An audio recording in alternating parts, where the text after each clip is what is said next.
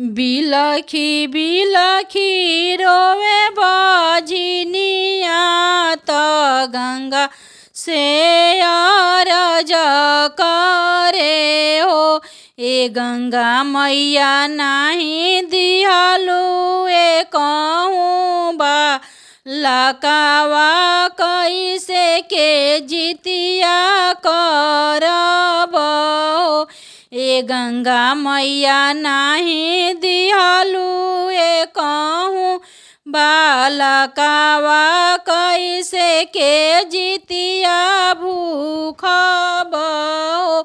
केहू के दिहलु दुई चार त केहू के 10 5 हो।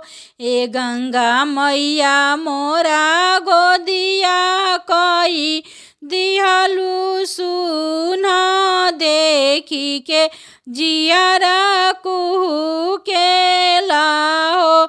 ए गंगा मैया मोरा गोदिया कई दिहलु सुन देखी के जियारा कुहू के लाहो। सब गोतिन करेली जिउतिया त हम के बजनिया कहे हो। सब गोतिन करेली जिउतिया त हम के बजनिया कहे हो। ए गंगा मैया नाही दिहलु ए कहूँ बालका वा कैसे के जितिया भूखब हो। ए गंगा मैया नाही दिहलु ए कहूँ बालका वा कैसे के जितिया भूखब हो।